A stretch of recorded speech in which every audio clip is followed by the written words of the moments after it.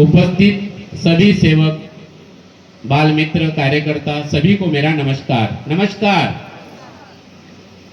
बहुत बड़ी भाग्य की बात होती है कि ऐसा सत्संग मिलना, ऐसी चर्चा बैठक मिलना, बार बार मिलना। और बाबा जुमदेव जी कहते हैं कि जीवन का उद्देश्य वही है, इस जीवन का उद्देश्य ही वही है, आनंद की प्राप्ति। और आनंद ये अंदर है और संसार में सुख और दुख है। बाबा कहते हैं कि धरती पे हम फांसा लेकर आए, बोले सबके गले में फांसा लेकर आए, बोले जन्म ही मनुष्य जन्म ही फांसा लेकर आया, बोले।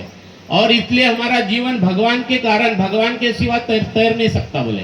भगवान का हमारे जीवन में होना बहुत जरूरी है, बोले, क्योंकि जन्म उसने दिया और मृत्यु भी वही देने वाला है, बोले। तो इस बीच में जीवन जो जीना है वो हमारे मर्जी से नहीं, तो मरे या जे भगवत नाम पर, यह ऐसा सत्य तत्व बाबा जुमदेव जी ने हमें दिया है।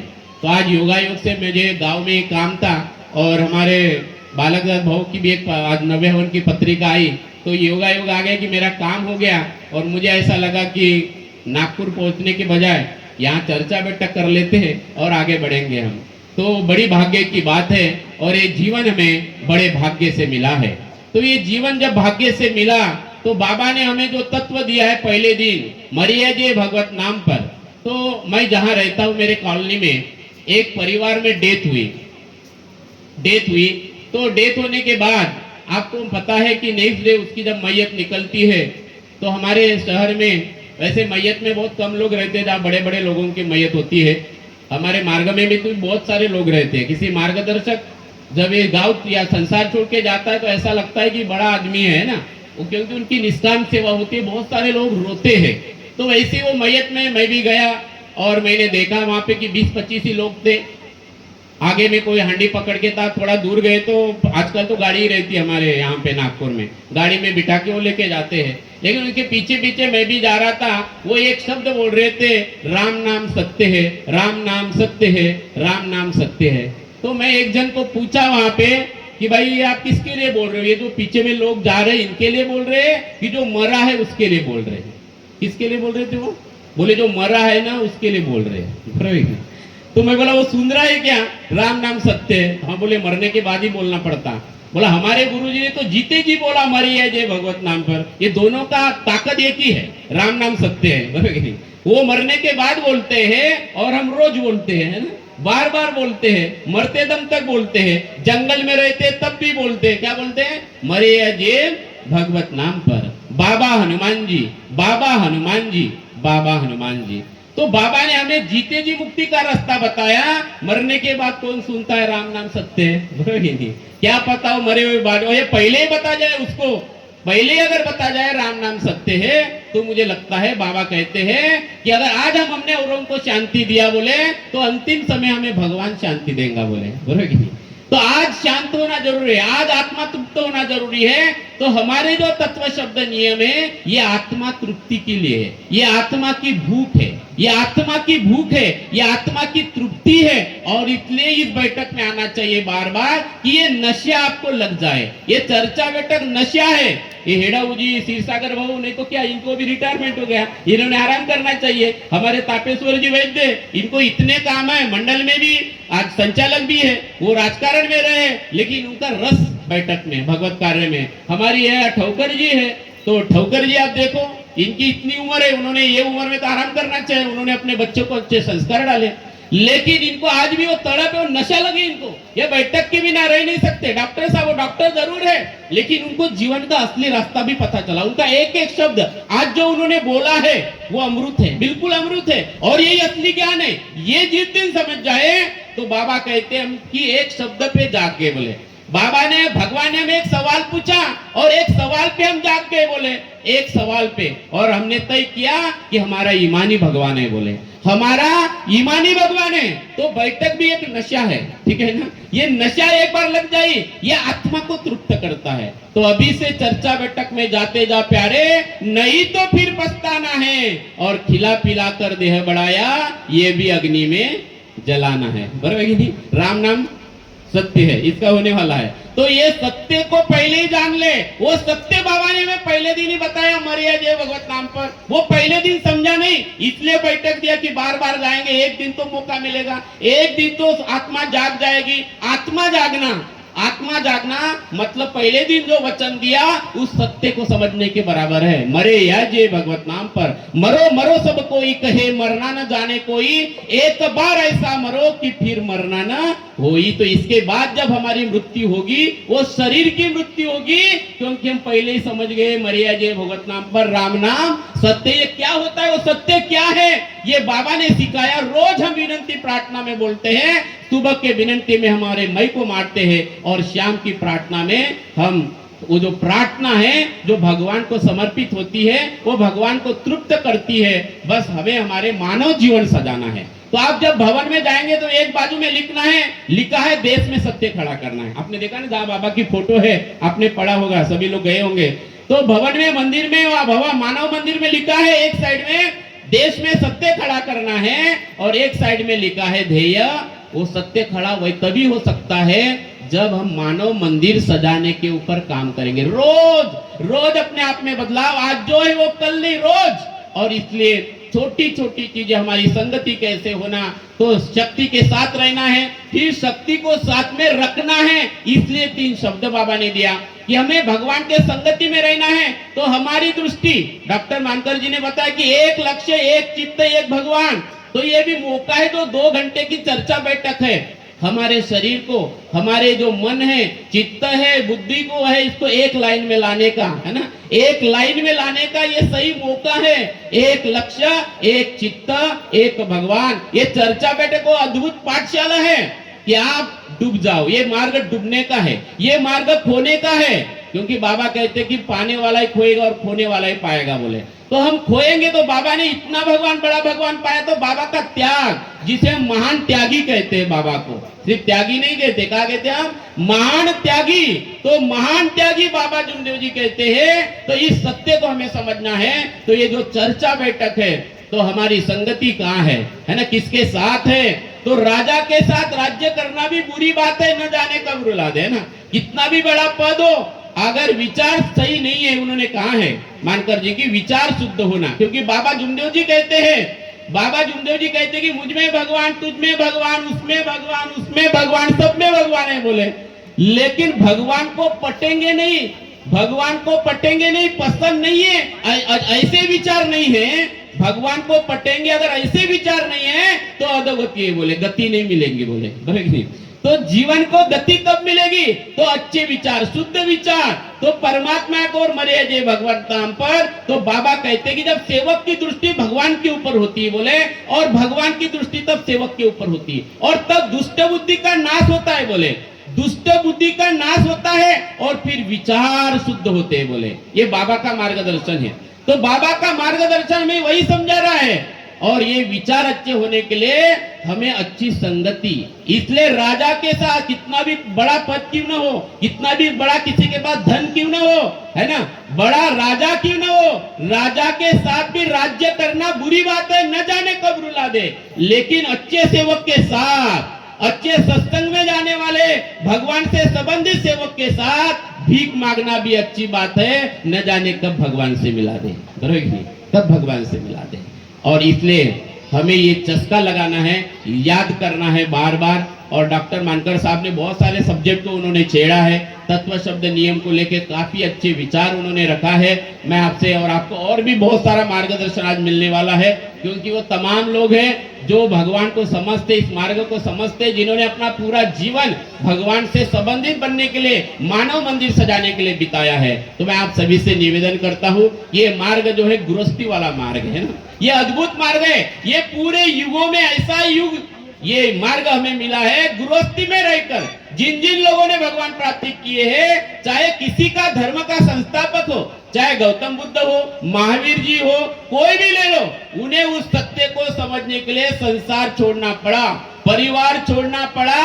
और गौतम बुद्ध को भी अपने बीबी के सवाल का जवाब देना नहीं आया, है ना, सवाल जवाब, सारे संसार के सवाल का जवाब उन्होंने दे दिया, लेकिन पत्नी का जवाब नहीं दे पाया। क्योंकि जिस सत्य को ढूंढने के लिए वो गए, उनकी पत्नी उनको कहती है, जब वो काफी सालों के बाद, 6 साल के बाद जब उनको मिलने आए, तो वो कहते हैं कि आप जो सत्य को जानना चाहते थे, क्या उस सत्य को आप परिवार में रहकर नहीं जान सकते थे? आप उस सत्य को परिवार में रहकर नहीं जान सकते थे, उसका जवाब उनके पास में नहीं था। मेरे प्यारे सेवक भाई बहनों, इस मार्ग की अपार शक्ति को, जिस शक्ति को बाबा ने पूरे ब्रह्मांड में एक आंख में रूप में देखा, एक आंख में पूरा ब्रह्मांड देखा, उस अपार शक्ति को बाबा ने हर नर नारी के आत्मा में देखा।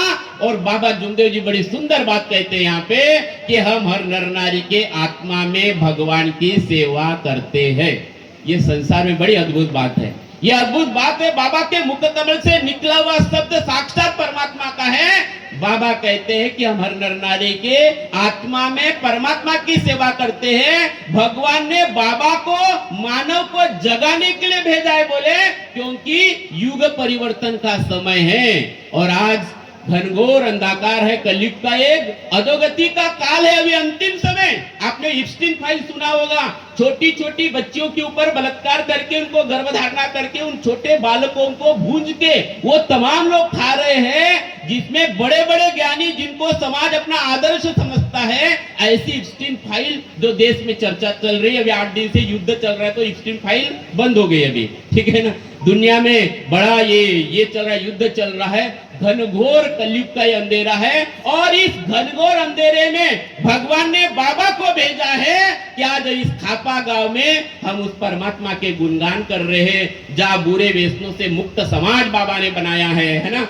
और सत्य मर्यादा प्रेम कायम करने वाले, बुरे व्यसन बंद करने वाले मानव धर्म का बाबा ने जय जयकार बताया है। ये कितनी बड़ी भाग्य की बात है। तो हमें समझना है कि बाबा काय के लिए आए। ये हमारे दुख तो सिर्फ निमित्त मात्र है, लेकिन बाबा कहते हैं कि इस मार्ग का सेवक, ये मानव धर्म का सेवक, सत्य युग निर्माण करने का सेवक दूत बनना है। अभी सेवक दूत ऐसे 90 कितने सारे भगवान अपना कार्य कर रहा है। अभी इस लाइन में, इस दौरे में, इस योग में हमें सिर्फ साथ देना है और बाबा की खुशी इसी में है। इसलिए नजदीक धोप गांव है, बाबा धोप गांव में कहते हैं कि हमें सत्यमेव प्रेम चाहिए, बोले है ना। बाबा मार्गदर्शन करते करते अचानक रो पड़ते हैं और रोने के रोते रोते बाबा कहते हैं, जब सेवक भी रो रहे हैं तब बाबा कहते हैं कि बाबा नहीं रो रहा है, भगवान रो रहा है, भगवान को सत्य मर्यादा प्रेम की भीख दो। कौन रोहा? ये संसार में पूरे युगों युगों में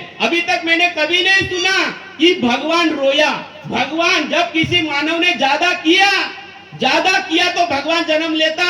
चाहे वो हिरण्यकश्यप अपने जैसे होली मनाया, हिरण्यकश्यप ने तपस्या किया और अहंकार में गया और उन्होंने ऐसा वरदान मांगा भगवान से और भगवान ने ऐसा उसको वरदान दिया।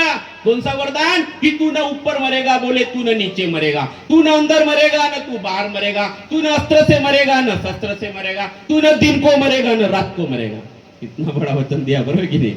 तब भी भगवान ने उसके लिए जन्म लिया, है ना। भगवान ने जन्म लिया और उसका अंत हुआ, बराबर कि नहीं? ऐसे ऐसा बड़ी राजा, उसको इतना अहंकार हो गया था, है ना। और भगवान ने वामन अवतार लिया, उसको मांगा, 3 कदम जगह मांगा। और बाबा ने क्या मांगा हमसे?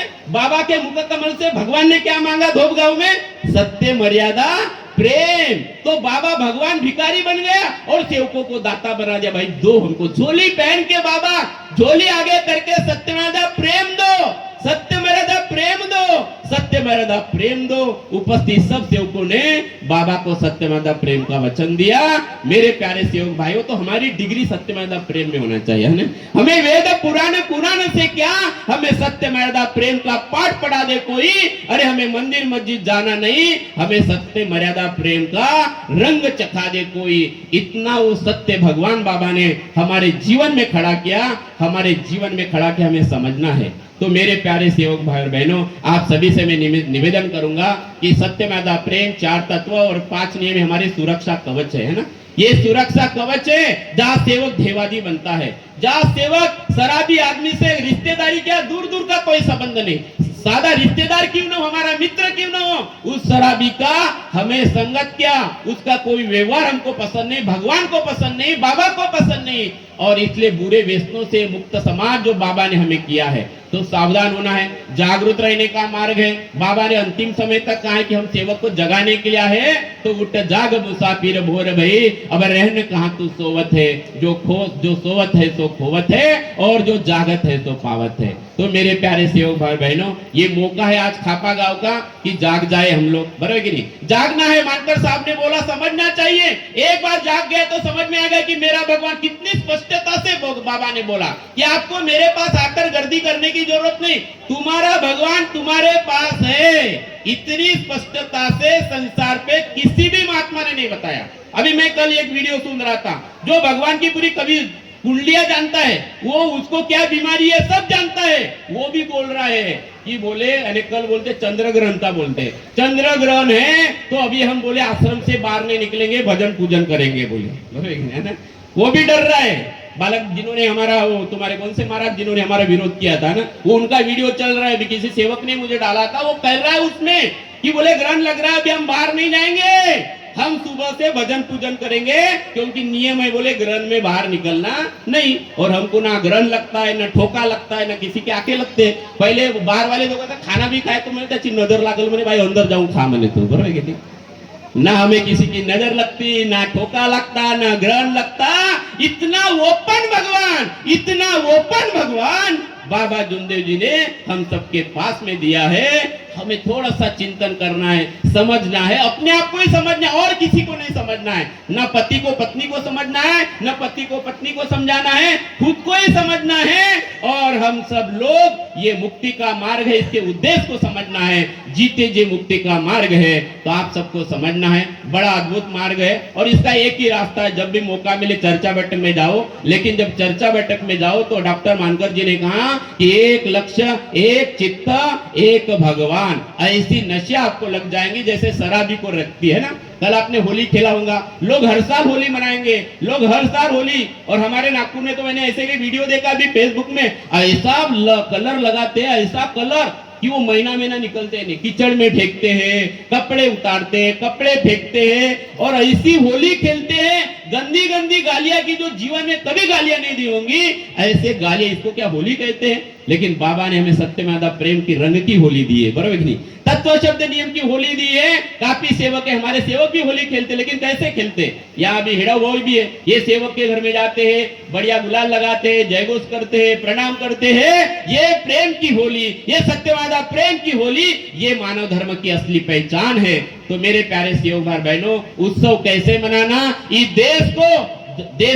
देश में ईमान कैसे खड़ा करना, हर सेवक के माध्यम से वो कार्य हो रहा है। परम पूज्य परमात्मा एक सेवक मंडल के माध्यम से वो कार्य हो रहा है। हमें समझना है, एक बार आप समझे तो सत्य समझना आपको आसान हो जाएगा।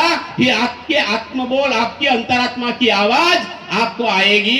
ये सच्चा आत्म अनुभव और आत्म बोल है। आपको और किसी के आत्म बोल में जाकर डरना नहीं है। डराने वाला डर लगता है ना, अरे बाबा आले, अंगात बाबा आले, बरोबर? ती तोंडात पान खात्या, बाबा हनुमान जी, अच्छा, अरे क्या ही नाटक कर रहे भगवान के नाम से, कहाँ जाओगे तू? कैसी कितनी, इतना बुरा लगता है ये सब सुन के, इतना बुरा लगता है हमको। सही में हम कहाँ जा रहे हैं? और इसमें उनकी गलती नहीं है, उनमें उनकी गलती नहीं है, क्योंकि हम लोग जाते हैं, उनका धंधा चलता है। आप क्यों जाते हो? और जाते हो तो फिर मंडल का नेतृत्व करो, आप सत्य बताओ। अभी मैंने लीलारे गुरुजी ये प्रोग्राम में उनको बुलाया था, तो हमने बोला कि आप जाओ और मंडल का महत्व समझाओ। मैं, आप तो सब मंडल के सेवक हैं, आपको मंडल का महत्व बताने की जरूरत नहीं, उन लोगों को बताना चाहिए, क्योंकि वो बेचारे दुखी थे, वो दुखी थे। और भगवान ओपन है इस मार्ग का। किसी सेवक ने बोला था मुझे, दूसरे संस्था वाले ने, अरे धांडे जी बोले फिर उनके दुख दूर की होते, आप मंडल मंडल बोलते हैं। मैं बोला अच्छी बात है, बाबा का भगवान ओपन है, बांध के नहीं है ना, इसलिए होता। तुम अपनी विनंती बनाओ, दूसरी विनंती बनाओ मुसलमान वाली, वो दूसरी आरती ले लो आप, और फिर उनके दूर दूर करके दिखाओ, बराबर के लिए। अरे भाई तुम उनका करो ना, बाबा का क्यों करते हो? तो मेरा ये कहना है कि ओपन मार्ग है, ये ओपन मार्ग है, और जो जो मरने का वचन देगा दुख दूर होगा। तो मेरी आपसे निवेदन है कि ऐसे स्टेज पर मंडल अगर हमें आदेश देता है, वैद्य जी बच्चे, हम आपको बताने की जरूरत नहीं, आप मंडल की हो, हमें उनके स्टेज पे जाना है। चाहे वो मेयर बाबूजी का प्रोग्राम रहे, आश्रम का प्रोग्राम रहे, पालोर आश्रम का रहे, और वो नगर धन में 3 संस्था रहे, हम वहां जाएंगे और हम बोलेंगे कि आप मंडल से जुड़ो, क्योंकि बेचारे दुखी थे, उनको मालूम ही नहीं मंडल क्या है। उनको तो जैसे बता वैसे कर रहे हैं और हम आपको प्रोसीजर बताएंगे। और तापेश्वर वैद्य जी ये ओपन माइंडेड है, मैं काफी सालों से इनको जानता हूँ। ये नागपुर में थे ना, तब मैं इनके बच्चों को पढ़ाने के लिए इनके वहां पे जाता थे, सभापति थे तब। मैं काफी सालों से मैं इनको जानता हूँ। ओपन माइंडेड लोगों की जरूरत है और मैं गारंटी के साथ कहता हूँ सारे संस्था वाले लोग इधर आएंगे, क्योंकि मंडल एक शक्ति है और ये व्यक्ति नहीं है। व्यवस्थापन वो 5 साल लोग करेंगे और ये बदलते जाएंगे, लेकिन उनकी किसी भी संस्था में ऐसी व्यवस्था नहीं है। वो एक ही राजा है और आपके ऊपर राज करना चाहते हैं, चाहे वो उगम स्थान हुआ तो उगम स्थान। मुझे सेवक ने किसी ने पूछा, मुझे धांडे जी बताया, बोले भगवान का उगम स्थान कहाँ है? मैंने बोला भगवान का उगम स्थान बाबा का हृदय है। बोले कि नहीं, भगवान का उनको लगा कि मैं टिमकी पेड़ बोलूंगा, बोला टिमकी पेड़ निवास स्थान है। अगर मेरे गांव में बाबा का जन्म होता तो बाबा का निवास स्थान पालोरा होता मेरा गांव, बरोबर की नहीं? उनका टिमकी पेड़ है इसलिए निवास स्थान है। भगवान का उगम स्थान बाबा का हृदय है, इसलिए तो बाबा ने कहा कि तुम्हारा भगवान तुम्हारे पास है। ये जो हृदय है ये भगवान का है और किसी का नहीं है। इसीलिए हमारे हृदय में होना सिर्फ मरे या जे भगवत नाम पर, मरे या जे भगवत नाम पर। इस सत्य को समझ ले। जाते जाते मैं इतना ही कहूंगा, अरे बोतल पर बोतल पीने से क्या फायदा, रात को पीली सवेरे उतर जाएंगी। अरे तू मेरे बाबा ने दिव्य तत्व शब्द नियम की हरी रस की प्याली अब पी ले तो तेरी सारी जिंदगी सुधर जाएगी, सुधर जाएगी, सुधर जाएगी। ऐसा माय खाने का रस है। इतना ही बोलकर मैं अपने वाणी को विराम देता हूँ। धन्यवाद। नमस्कार, नमस्कार।